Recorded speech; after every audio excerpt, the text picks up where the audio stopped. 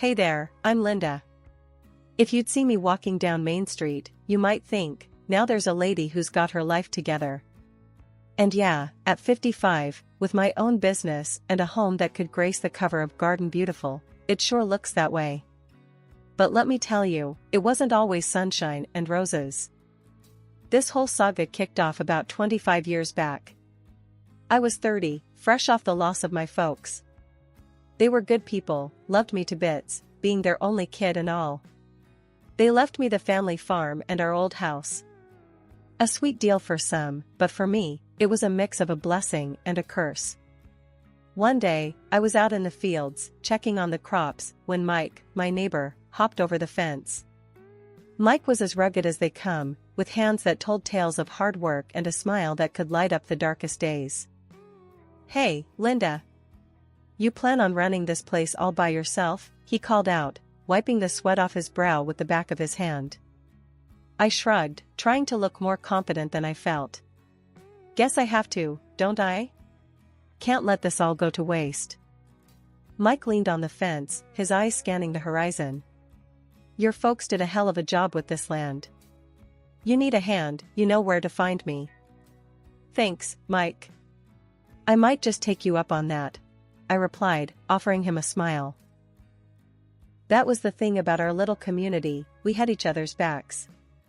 But deep down, I knew if I was going to keep this farm afloat, I needed more than casual help. I needed a partner, in every sense of the word. Enter Michael, or as I liked to call him, my saving grace. He was a city boy, looking for a slice of country life, and boy, did we hit it off. One minute we were talking crop rotations, and the next, we were planning our life together. One evening, after a long day's work, we sat on the porch, our hands intertwined, watching the sun dip below the horizon. "Linda, this place, it's got potential. With a bit of elbow grease, we could really make something of it," Michael mused, his voice full of hope. I leaned my head on his shoulder. "I know. It's just daunting, you know? It's not just a farm, it's my legacy." He turned to me, his gaze serious. "And it's our future. I'm in this with you, every step of the way." That's how our journey began. Together, we poured our hearts and souls into the farm. It wasn't easy, far from it. Life on the farm with Michael was like riding a roller coaster without any brakes, thrilling, terrifying, and utterly unpredictable. Then David came along, and suddenly, the stakes were higher than ever. He was our little miracle, the kind of baby that could make the hardest farmer melt into a puddle of goo with just one toothless grin. Michael was over the moon, but he was also practical to a fault. One night, a few weeks after David's arrival, we were sitting in the dim light of our living room, the baby finally asleep after what felt like an eternity of fussing. "Linda, you're spoiling the boy," Michael began, his voice low, trying not to wake David. "He needs to learn the value of hard work, just like we did." I'd brush off his comments, too caught up in the love I had for our son. "He's just a child, Michael. There's plenty of time for all that." But Michael was right. In my desire to give David everything, I might have given him too much of the wrong thing. It was a lesson I'd learned the hard way, but back then, I was too blinded by love to see it. Those early days turned into months, and months into years. David grew like a weed, and with every inch, he seemed to gain a new spark of curiosity about the farm. Michael was in his element, teaching David how to care for the animals and the crops. I watched them, my heart full, even as a small part of me worried we were setting him up for a life of hard labor. "Mom, look!" David would shout, running towards me with a new discovery, a frog or a particularly shiny rock.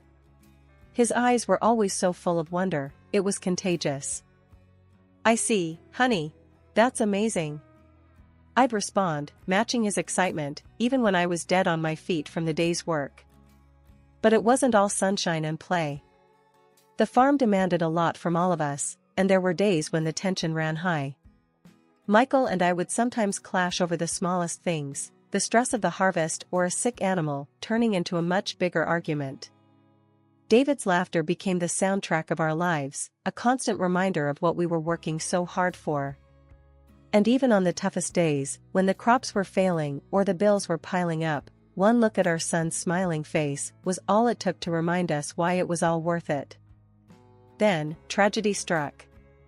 Michael fell ill, and despite a fierce battle, we lost him. It gutted me.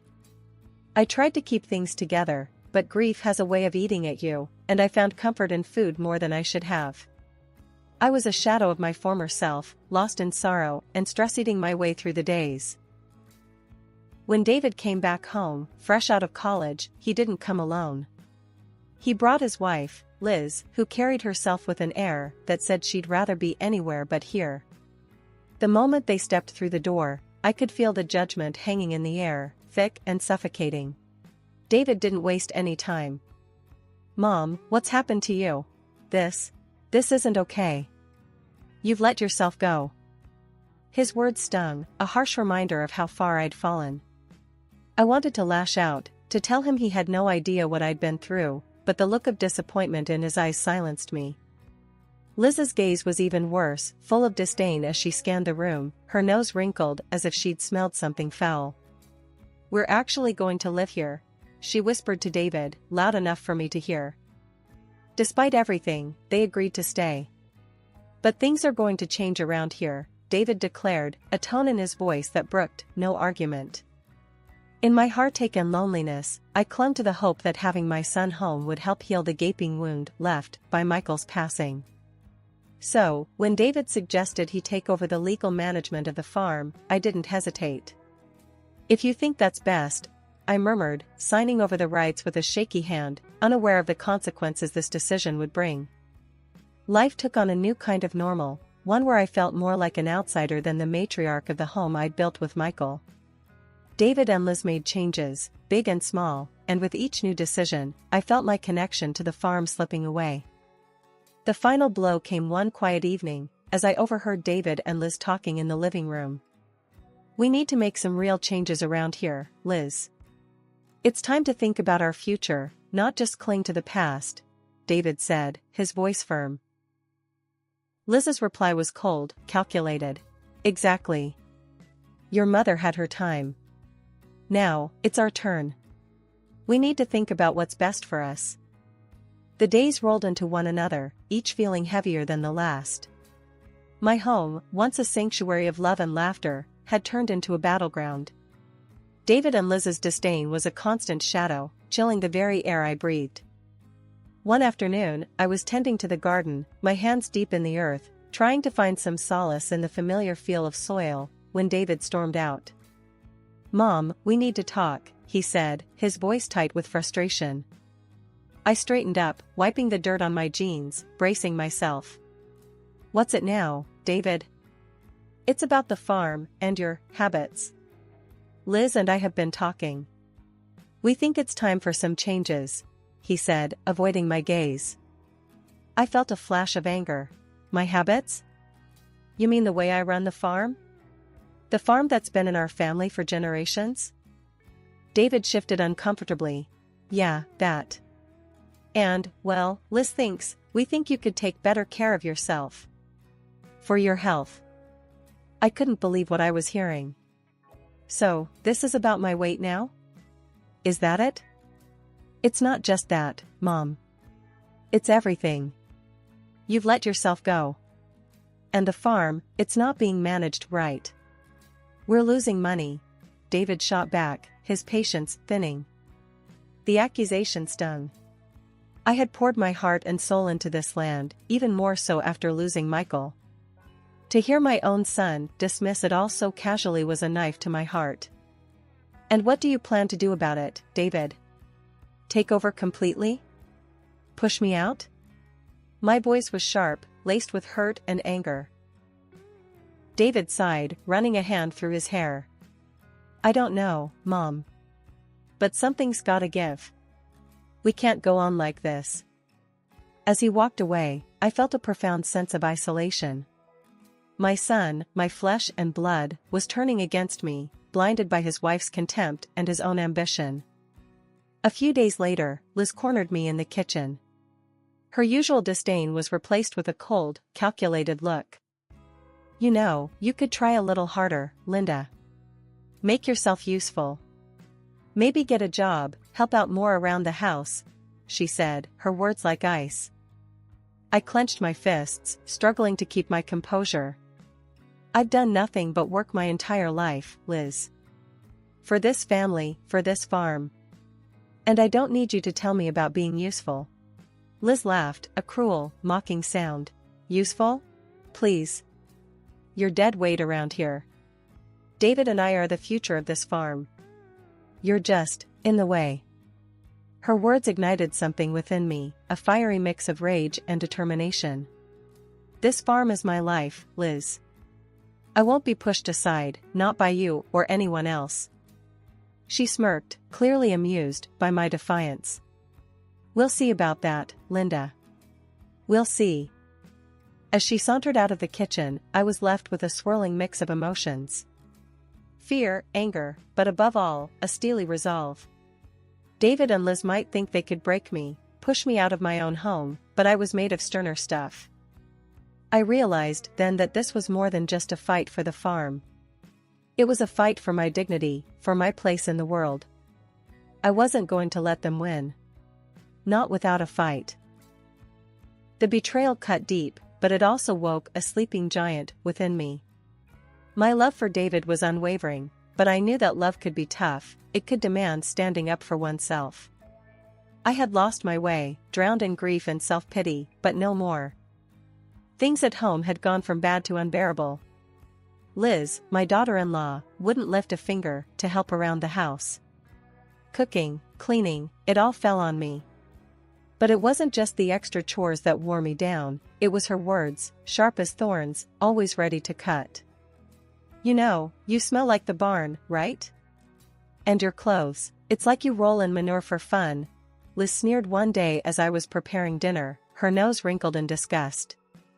I tried to brush it off, keep the peace for David's sake. Well, it's a farm. It comes with the territory. She laughed, a harsh, grating sound that made my skin crawl. Maybe get a manicure sometime, huh? Try not to look so hillbilly. I felt a lump in my throat, the loneliness and unhappiness pressing down on me. This wasn't the family life I'd imagined. Things escalated when I mentioned a dentist appointment I had coming up. David, my own son, blew up. You're just another bill, you know that? Everything about you is just more money down the drain. His words stung, a betrayal that cut deeper than any of Liz's jabs. My home, my sanctuary, had become a prison. I remembered Michael's warnings about spoiling David, how I brushed them off. Now, those memories haunted me, a bitter reminder of my mistakes. Then, the final blow came. David, with that cold, determined look in his eyes, announced, "We're selling the farm. Moving to the city. It's all set, buyers lined up and everything." Panic gripped me. And what about me? What happens to me? Liz's laugh, cruel and mocking, was the only response. Oh, you think you're coming with us? Dream on. You can stay here. Maybe someone will take pity on you. Their words echoed in the empty house, a stark reminder of how alone I was. My family, my home, my whole life, it was all slipping away. But something inside me snapped. I wasn't going to let them erase me, not without a fight. My voice, steady despite the turmoil inside, challenged them. You think you can just throw me out, just like that? This is my home too, and I won't go down without a fight. David's face hardened. You don't have a say in this anymore. We've made our decision. I stood my ground, my resolve hardening. We'll see about that. I'm not as helpless as you think. As they walked away, leaving me in the silence of my betrayal, I knew this was more than just a fight for a piece of land. It was a fight for my dignity, my legacy, and my rights. I might have been down, but I wasn't out. Not by a long shot. After the shock wore off, anger and determination took its place. I wasn't about to let my son and his wife bulldoze over me. I knew I needed help, someone who knew the ins and outs of the law. That's when I thought of Tom, a lawyer friend of Michael's. I hadn't spoken to him in years, but desperate times called for desperate measures. I picked up the phone, my hand shaking slightly. "Tom, it's Linda. I need your help." Tom's voice was a balm, calm and steady. "Linda, it's been ages. What's going on?" I poured out the story, the pain and betrayal, coloring every word. Tom listened quietly, only interrupting to ask for clarifications. When I finished, there was a heavy silence. "Linda, I'm sorry you're going through this. But I think you've got a strong case. Let's meet tomorrow, go over everything. We'll find a way to fight this." Hanging up, I felt the first glimmer of hope in what felt like forever. The meeting with Tom was a revelation. He dug through the deeds, the wills, and all the legal documents my husband had left behind. "Michael was a smart man," Tom said, pointing to a clause in the documents. "He made sure you'd always have a say in what happens to the farm. Your son can't sell it without your consent." Armed with this knowledge, I confronted David and Liz. They were in the living room, going over plans, their dreams of the city life spread out on the coffee table. "I spoke to a lawyer," I said, my voice stronger than it had been in days. David looked up, annoyance flashing in his eyes. "And what? You're going to sue your own son?" "If I have to," I shot back, the documents clutched in my hand like a shield. "Did you know your father made sure I'd always have a say in the farm? You can't sell it without my consent." Liz laughed, but there was a hint of nervousness in it now. "She's bluffing." But I laid the documents on the table. "I'm not bluffing. This is the truth. You want to fight this? Go ahead. But you're not going to win." The change in them was immediate. The confidence, the smugness, it all evaporated, replaced by uncertainty and fear. The revelation hit David like a physical blow. His anger turned to fury, a venomous look directed at me. "So, this is how it is? You'd rather see us ruined than help your own son?" "It's not about ruining anyone. It's about protecting what's mine. What your father and I worked for," I replied, my resolve firm. David's fury boiled over. "All you care about is this farm. Not me, not us. You know what? We don't need you. We don't need any of this." Liz joined in, her words laced with venom. "Yeah, we thought we could use the money, but if this is how it's going to be, forget it. We're better off without you." Their insults stung, a bitter pill to swallow. But as they stormed out, leaving me standing alone but resolute, a weight lifted off my shoulders. The realization hit hard, David's love had been conditional, tied to what he could gain from me. The house was silent after they left, a stark contrast to the chaos of the confrontation. But in that silence, I found strength. I had stood up for myself, for Michael's legacy, and though the future was uncertain, I felt a sense of peace.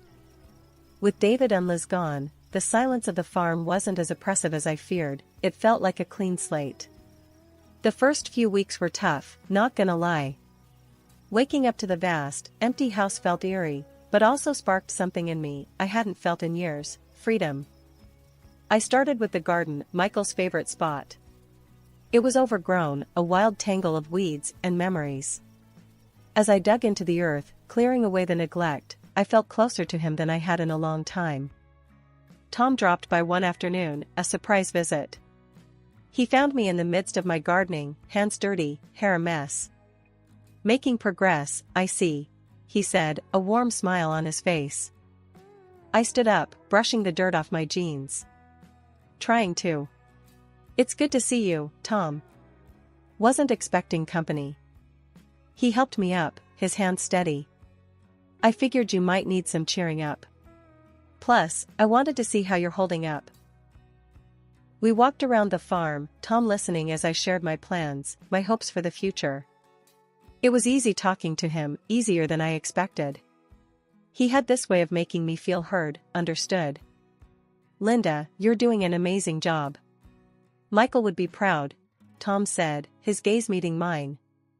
Something fluttered in my chest at those words, at the look in his eyes.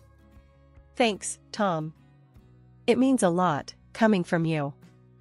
As the days turned into weeks, Tom became a regular fixture around the farm. His visits weren't just about checking in, he started lending a hand, fixing up the barn, helping with the crops. We fell into an easy rhythm, working side by side, sharing meals, and more laughs than I'd had in years. One evening, as we sat on the porch, watching the sunset, Tom turned to me, his expression serious. Linda, I've been meaning to tell you something. I felt my heartbeat quicken, a mix of anticipation and nerves. What's that? I've grown quite fond of you. More than just a friend. I know it's been a tough year for you, but I was hoping, maybe, you'd feel the same, he said, his voice steady but his eyes searching mine for a reaction. I was speechless, a whirlwind of emotions tumbling inside me. The thought of opening my heart again, after everything, scared me. But looking at Tom, feeling the warmth of his hand in mine, I realized I didn't want to face the days ahead without him. Tom, I started, my voice barely a whisper. I think I feel the same. His smile then, it was like a new beginning, a promise of better days to come. We leaned in, the kiss soft and tentative at first, but it quickly deepened, filled with all the unsaid words, the shared sorrows, and the budding hope for the future. Life on the farm changed after that. It wasn't just about rebuilding anymore, it was about creating something new, something ours. Tom moved in, and together, we started planning.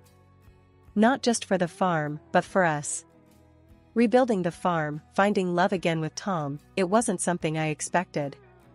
Life had a funny way of surprising you, of turning the tides when you least expected it. And as I looked around at the land Michael and I had loved, now being loved anew, I knew I was right where I was supposed to be. Life had settled into a comfortable rhythm with Tom, whose grown children treated me with nothing but kindness and respect. It was a stark contrast to the turbulent relationship I had with my own son, David, and his wife, Liz. One afternoon, as I was tending to the flowers that Tom and I had planted together, my phone rang. The caller ID showed Liz's number, a name I hadn't seen on my screen for months. Hesitantly, I answered. Linda, it's Liz. Listen, we need your help, she blurted out, skipping any pretense of pleasantries. I took a deep breath, bracing myself. What's wrong? It's David. He's in trouble, big trouble. He's being charged with fraud. We need money for a good lawyer. Her voice was desperate, but I detected an underlying expectation, as if my agreement was a foregone conclusion. The news hit me hard, not because of the charges, somehow, I wasn't surprised, but because they had the audacity to ask for my help after everything. Liz, I can't. David needs to take responsibility for his actions. I won't bail him out. There was a pause on the line, and then Liz's voice turned cold, venomous. I should have known. He was right about you, always so stupid and narrow-minded.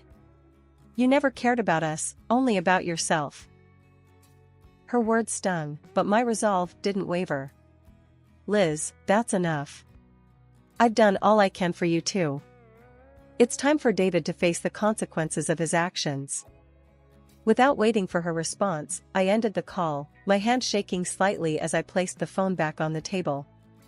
The silence that followed was heavy, filled with the weight of 1,000 unspoken words and what-ifs. Tom found me on the porch later, the sunset casting long shadows over the yard. He sat beside me, his presence a comforting warmth. Everything all right? He asked, his voice laced with concern. I sighed, leaning into him. It's David. He's in trouble again. But this time I made the decision not to help. It's hard, Tom, but I know it's the right thing to do. Tom wrapped an arm around me, pulling me closer. You're a strong woman, Linda. Stronger than you give yourself credit for. You've done all you can. It's up to David now. As we sat there, watching the day give way to night, I reflected on the journey that had brought me here. The heartaches, the betrayals, but also the love, the growth, and the understanding that sometimes, the hardest decisions are the ones that ultimately save us. Liz's call, David's troubles, they were just echoes of a past that no longer had the power to hurt me. I had found my peace, my strength, and my family.